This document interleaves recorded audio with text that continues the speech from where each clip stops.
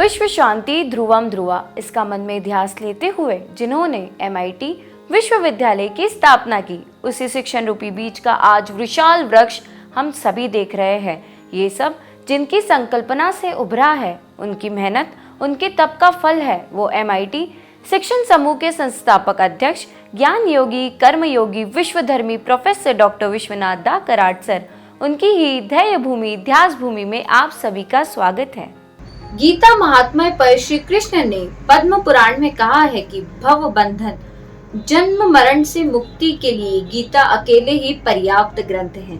जब अर्जुन ने भगवान श्री कृष्ण से पूछा कि मुझे अपने गुरु, मुझे अपने परिजनों से लड़कर उन्हें नष्ट करके मैं क्या पाऊंगा, और हम इससे यह जान सकते हैं कि कैसे निराशा और आत्मविश्वास एक साथ कार्य कर रहे हैं।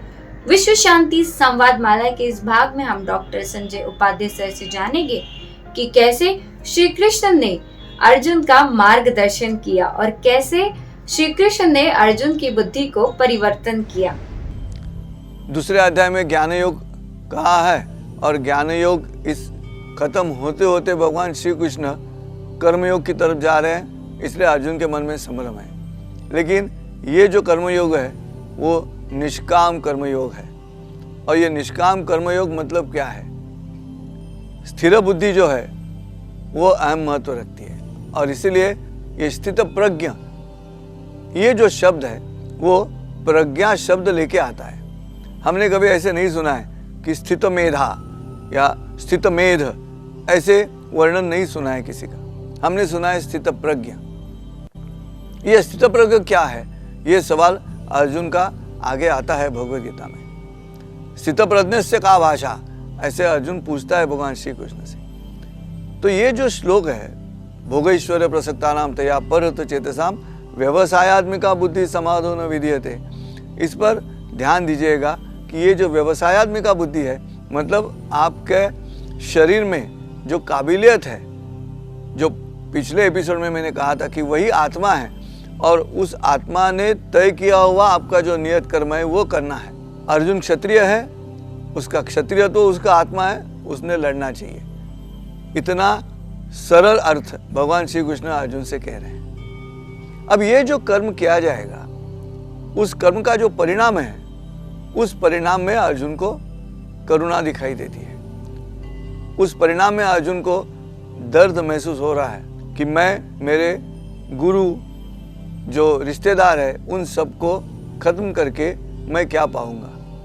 कर्म करने के पश्चात जो परिणाम मिलने वाला है, उस परिणाम का दुख अर्जुन कर्म करने के पहले सोच रहा है। देखिए, ये जो तरीका है नैराश्य का, एक नैराश्य जो है वो कर्म के पहले है कि मुझे कर्म नहीं करना है। लेकिन मैंने जैसे कहा था पहले एपिसोड में भगवद गीता के अर्जुन विषाद योग में, कि पहली बार ऐसा उदाहरण हमें दिखाई देता है कि जिसमें नैराश्य और आत्मविश्वास दोनों एक साथ कार्य कर रहे हैं। आत्मविश्वास जो कर्म है उसमें है, लेकिन उस कर्म का जो परिणाम है, उस परिणाम में जो दुख दिखाई दे रहा है, उससे नैराश्य आया है, उसमें विषाद निर्माण हो रहा है। और इसीलिए अब अर्जुन को अगर नियत कर्म करने के लिए प्रवृत्त करना है, तो भगवान श्री कृष्ण जी ने ये जो श्लोक है व्यवसायात्मिका बुद्धि का, ये कहकर अर्जुन को सूचना दी है कि ऐसे मत सोचो, जो नियत कर्म है वो नियत कर्म होना चाहिए, उससे आप दूर नहीं जा सकते। इसलिए महाराष्ट्र के संत श्रेष्ठ श्री ज्ञानेश्वर महाराज के ज्ञानेश्वरी में एक बहुत अच्छा उदाहरण है, और उन्होंने ऐसा दृष्टांत दिया है कि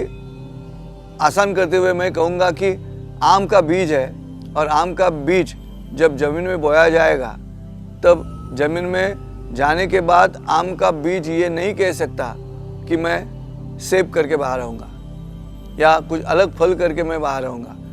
अगर आम का बीज है तो उसे आम करके ही बाहर आना होगा, उगना होगा।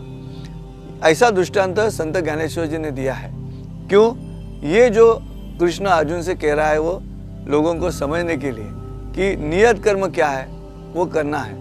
अब तुम उससे दूर नहीं जा सकते, और अगर दूर नहीं जा सकते तो वहीं पे कर्म करने के लिए अपने शरीर को आसक्त करना ये जो बुद्धि है उस बुद्धि का नाम दिया हुआ है व्यवसायत्मिका बुद्धि। तो ये जो श्लोक है वो आज हमारे निजी जिंदगी में भी हम उसका विनियोग कर सकते हैं। हम जो कर्म कर रहे हैं उस कर्म में हमें वर्क इज वर्शिप ऐसा सोचते हुए, अपने कार्य में ही भगवान है ऐसे सोचते हुए कर्म करना है। हम कई बार इस तरह से देखते हैं काम करने वाले जो पहले ये सोचते हैं कि अरे इतना मेहनत करके क्या सैलरी क्या मिलने वाली है, पगार क्या मिलने वाला है, क्यों ऐसा कर्म करे। लेकिन ये बात उनके समझ में नहीं आती कि ये जो कर्म आप कर रहे हो वो आपका नियत कर्म है और वो निश्चयात्मक बुद्धि से करना चाहिए।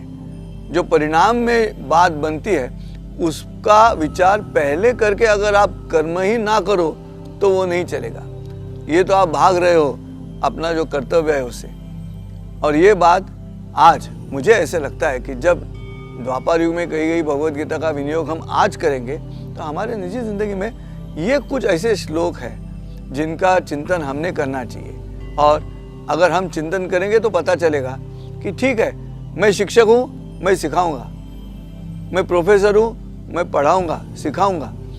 मेरा जो सिखाने का तरीका है, मेरा जो बच्चों के साथ रिश्ता है, वो रिश्ता और कर्म के पश्चात मुझे मिलने वाली सैलरी, इसका एक दूसरे से नाता नहीं है। सैलरी उसका परिणाम जरूर है, लेकिन इसका मतलब ये नहीं कि मुझे सैलरी कम मिल रही है इसलिए मेरा जो कर्म है उसमें मैं कुछ खामियां रखूं और उतने मन से ना सिखाऊं।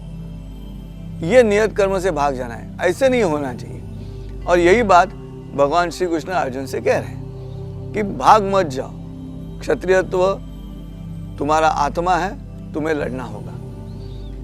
क्या परिणाम है उस पर विचार मत करो। और मुझे ऐसा लगता है कि ये जो धर्म ग्रंथ है, ये धर्म ग्रंथ जीवन ग्रंथ हम कहेंगे, उसका कारण ही यही है। प्राध्यापक डॉक्टर विश्वनाथ कराड़ हर समय जब भी कोई भी धर्म ग्रंथ हो, ये सभी धर्म ग्रंथ जो है, भगवत गीता हो, कुरान हो, बाइबल हो, त्रिपिटक हो, गुरु ग्रंथ साहिबा हो, इन सभी ग्रंथों में ये दो मकसद तो जो मैंने पहले कहे वो है कि एक मनुष्य का निजी जीवन भौतिक स्तर पर आचरण संहिता बनाए और दूसरा उसमें छुपा जो अध्यात्म है उस अध्यात्म के माध्यम से ये संचला बुद्धि जो है, व्यवसायत्मिका बुद्धि है, वो निर्माण होनी चाहिए। और इसलिए ये जीवन ग्रंथ है। आज पूरे विश्व में अगर शांति चाहिए तो ये एक तरीका है कि जितने भी धर्म ग्रंथ है उनमें से हम ये अर्थ निकालें जो आज भौतिक जीवन में हमें आचरण संहिता देगी और दूसरा उसके पीछे जो गूढ़ार्थ है, उस गूढ़ार्थ में जो अध्यात्म छिपा हुआ है वो विश्वव्यापक है, वो सर्वंकष है और वो भी समझना चाहिए। और इसीलिए महाभारत और भगवत गीता ये इस तरह से हमारे सामने आते हैं कि महाभारत में जो मनुष्य स्वभावों की लड़ाई है, उस लड़ाई के पार्श्वभूमि पे उसका कैनवास तैयार करते हुए महर्षि व्यास जी ने भगवत गीता का ये चित्र निकाला है जिसमें से हमें अध्यात्म लेना है। और वो उसका मुख्य अर्थ है। पूरे महाभारत का मुख्य अर्थ इस भगवत गीता में छिपा हुआ है, उसी पे हम बात करें। इस भाग में डॉक्टर संजय उपाध्याय सर ने हमें बताया कि हर इंसान एक उद्देश्य के लिए जन्मा होता है, उसे वह कार्य पूर्ण करना अति आवश्यक है। और साथ ही हमने यह भी जाना जो भी आप कार्य करते हैं तो उसे पूरी आस्था, पूरी निष्ठा और पूरे मन से करें। आप उसके परिणाम के बारे में लालसा ना रखते हुए बस अच्छे कर्म और ध्यान दें। तो हम आज के हमारे यह भाग को यही विराम देते हैं। फिर मिलेंगे विश्व शांति संवाद माला के अगले भाग में डॉक्टर संजय उपाध्याय सर के साथ में। तब तक के लिए देखते रहिए विश्व शांति संवाद माला, एक कदम विश्व शांति की ओर। नमस्कार।